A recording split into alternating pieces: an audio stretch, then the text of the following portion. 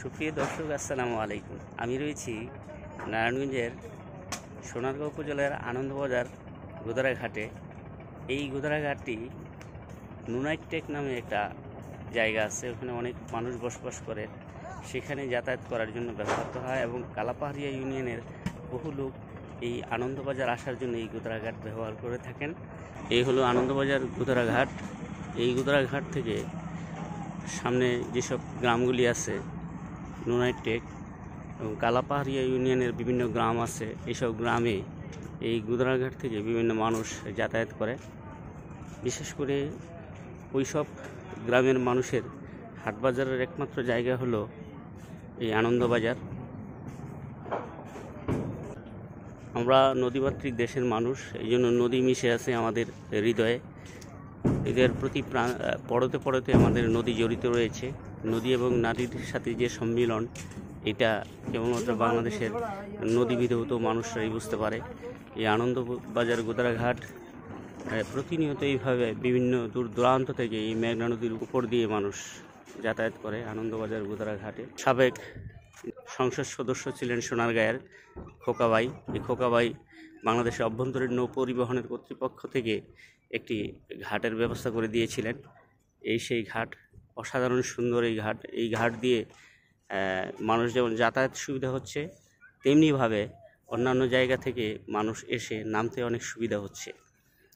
আর আনন্দবাজার বাজারে যে ইতিহাস এবং ঐতিহ্য, এটা আসলে অনেক পুরনো, প্রায় 100 বছরের পুরনো এই আনন্দবাজার।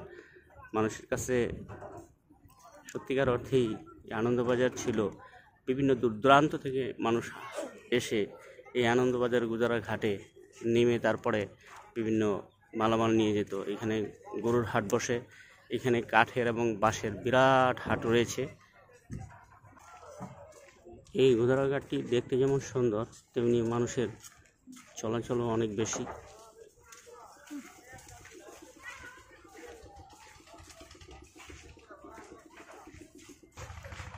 মেঘনা নদীর পাশে থাকার কারণে বিভিন্ন দূর দূরান্ত থেকে প্রচুর পরিমাণের বাঁশ আসে এই ঘাটে।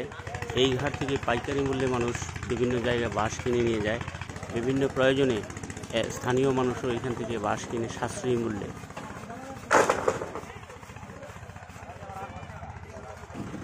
এই যে আমার সামনে যে খালি মাঠটি দেখছেন, এই মাঠটি শনিবার এবং বুধবারে দুটি হাট বসে। এই দুই হাটে প্রচুর পরিমাণে গরু ওঠে। বিশেষ করে ঈদুল আজহার যে গরুর হাট বসে, সেই হাট অত্যন্ত জনপ্রিয় এই এলাকা এবং এলাকার আশেপাশের যেসব মানুষ আছে তাদের কাছে যেমন জনপ্রিয়, তেমনি সারা বাংলাদেশেই জনপ্রিয় এই আনন্দবাজার গোদারাঘাটের পাশেই আনন্দবাজার হাট। স্বল্প মূল্যে কাঠ নেওয়ার সুবিধা আছে বিধায় অনেক মানুষ এখান থেকে কাঠ নিয়ে যায়।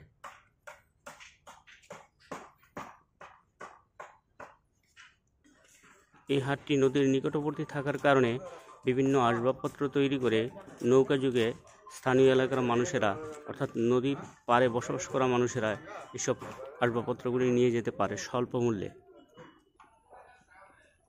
আপনি যদি আনন্দবাজার গোদারাঘাটে না এসে থাকেন বা আনন্দবাজার হাটে না এসে থাকেন, তাহলে এক সময় সুযোগ করে চলে আসবেন এই হাটে।